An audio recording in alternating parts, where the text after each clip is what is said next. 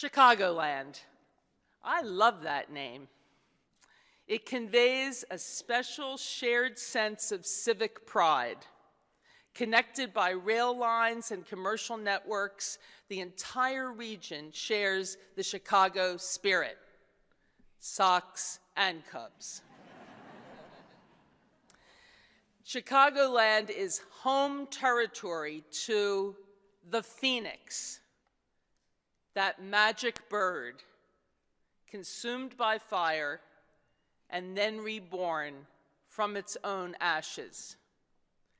GSU's student newspaper is called The Phoenix. On campus, we enjoy Edwin Strautmanis' sculpture entitled Phoenix, and as the brochure says, this wonderful work of art, framing the sun, which, like its namesake, dies in its flames, only to reemerge. After the Great Fire of 1871, Chicago emerged from the ashes to lead the country in commerce, manufacturing, and architecture. The city skyline was reborn with the first skyscrapers. Just so, GSU's history of service to returning adult students celebrates the Phoenix because our students exemplify renewal and reinvention of self. Renewal and reinvention. That's what education should always be about.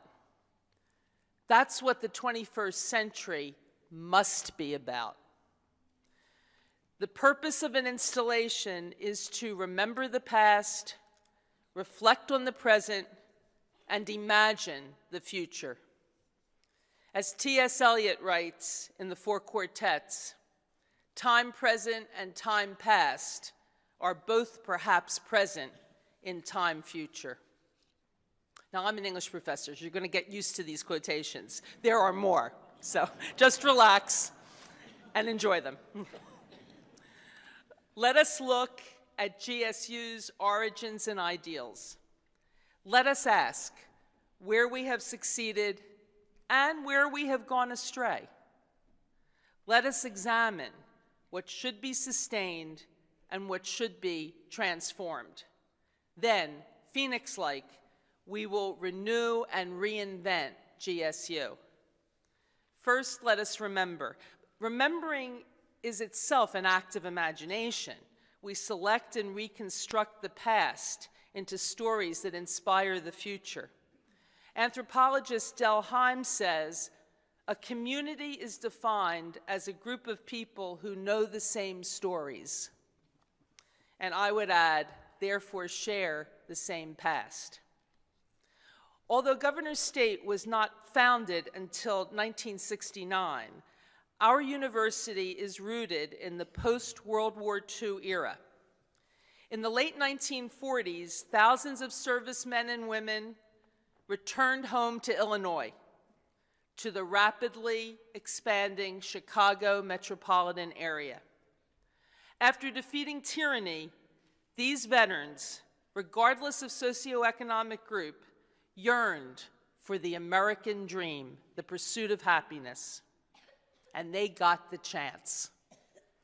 The GI Bill of Rights, the 20th century's most significant public policy initiative, opened doors to higher education just as the Morrill Act, the Land-Grant College Act, enacted in 1862 and signed by Illinois' own Abraham Lincoln, had vastly increased opportunities in the preceding century. After World War II, GIs who had shipped out from farms and factories returned to unprecedented opportunities for upward mobility. The dream of university education and a home of their own was within reach. Here, on this very spot, amid the cornfields and lakes of the Illinois heartland, Nathan Manilow, a builder in every sense of the word, imagined a new town, one that would be free of the covenants that restricted other Chicago area neighborhoods only to the right people. This new town would be characterized by diversity and affordability. It would include a forest preserve, a new commuter terminal, and a great university. And here we are today in University Park, surrounded by a forest preserve at the terminus of the Metro line that runs directly from Michigan Avenue and Millennium Park. Starting in 1969, we have collectively been building a great university imagined as the People's University. Reconciling greatness, high standards, with openness has been the major challenge for GSU, and I will say for American higher education as a whole. Nathan Manilow's son, Louis, continued his father's dream, combining it with his own vision of infusing daily life with art. Louis Manilow, builder, philanthropist, art collector, and GSU honorary degree recipient, is with us today. Please join me in recognizing Lou Manilow and his father, the family of builders.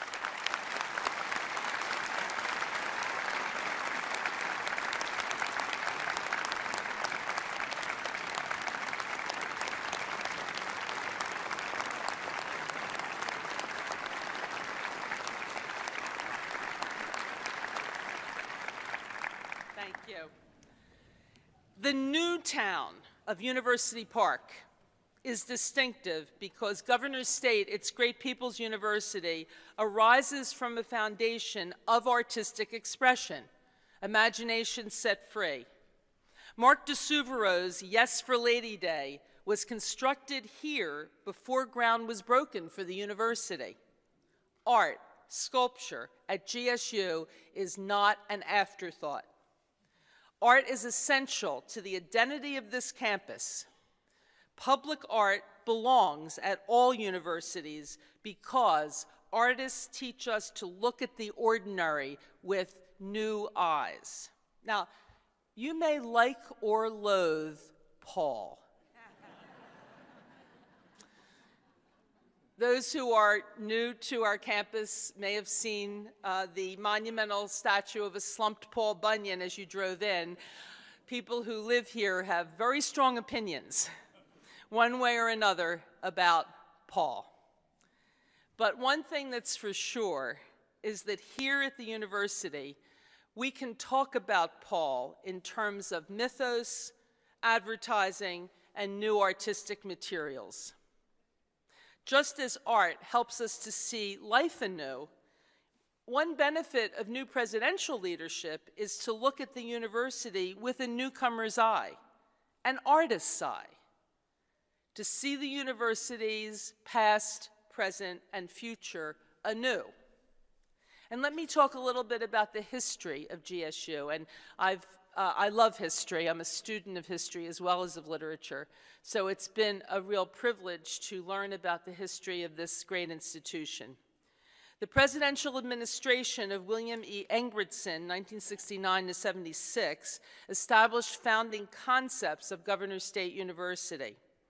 July 1969, the month of the first moon landing, was also the month that Governor Richard Ogilvie signed the statute establishing GSU.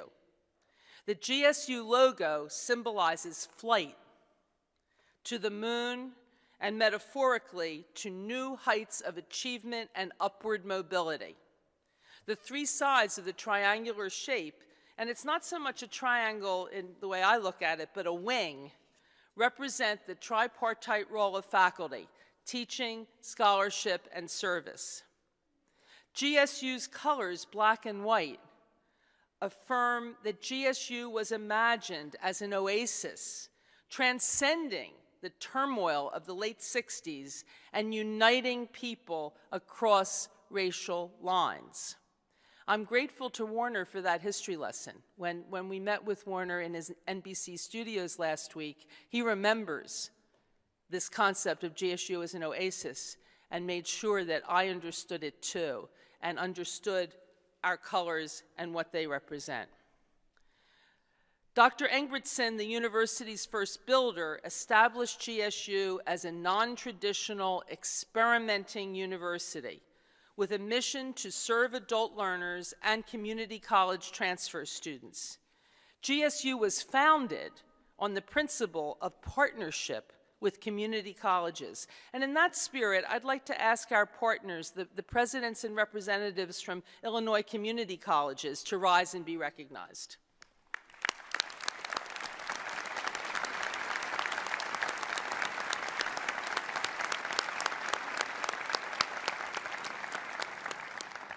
Thank you for being here today. Dr. Engbertson worked with Louis Manilow to make GSU a gathering place for sculptors from Chicagoland and beyond. In 1976, GSU hosted a monumental sculpture exhibition entitled The Sculptor, the Campus, and the Prairie.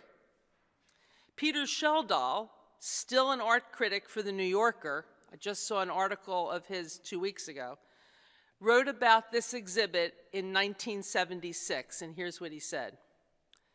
The train ride south from the Loop to University Park gets dramatic toward the end of the line.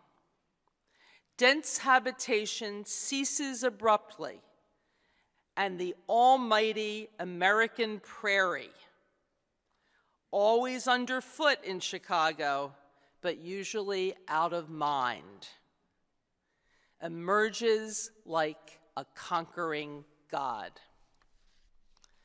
Sheldal intuitively understood something essential about Governor State's unique integration of art, education, and nature. Works of sculpture in the exhibition were created from materials of industrial society. President Engbertson said that these works expressed a thoroughly contemporary, exuberant, indomitable, even defiant human spirit. That defiant human spirit civilizes the prairie and simultaneously finds beauty in industrial materials usually associated with machines. Governor State University, the site of this encounter, becomes sacred ground where nature and civilization meet. The integration of public art with the university symbolically defines what I call the university as public square.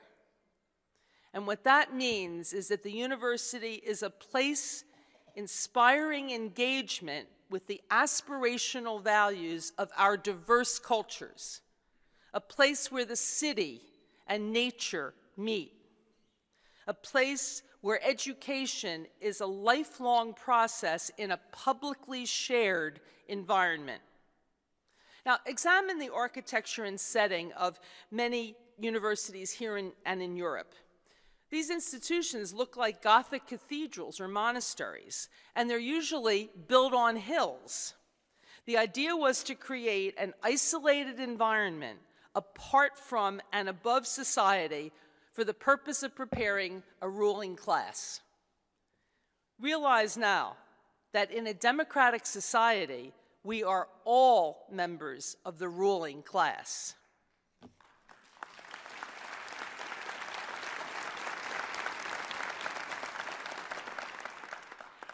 Here, universities cannot be gated communities for the elite.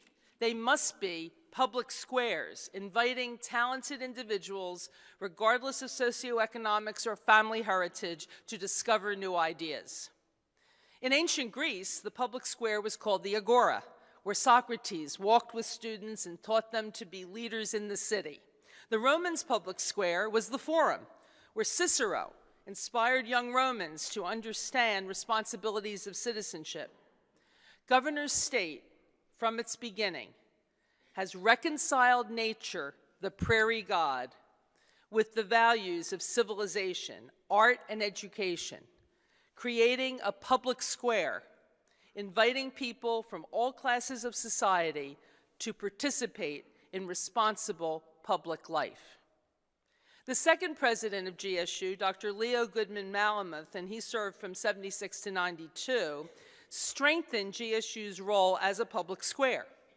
Wisely, he reflected on the excesses of the late 60s, shall we say, while sustaining the spirit of thoughtful imagination. He recognized that classes without walls may be a good metaphor, but in actuality, students need more structure and better acoustics, I should add, to hear themselves think and to learn.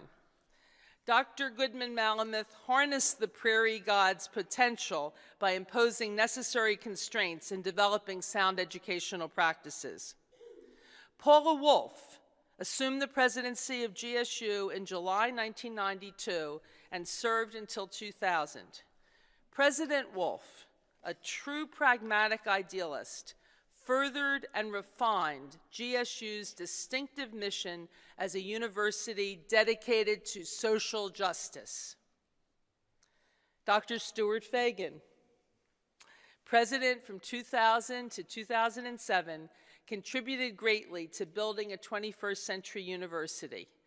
Dr. Fagan's legacy includes protecting the natural environment, expanding the sculpture park, emphasizing connections between university-based research and economic development of the region, developing GSU's first doctoral degree in physical therapy, and establishing quality as the byword for all GSU academic programs.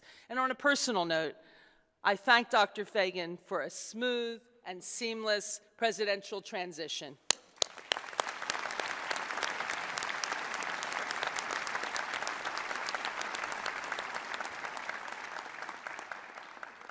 As I am officially invested as Governor State's 5th president, I am deeply honored to celebrate legacies of 4 distinguished predecessors.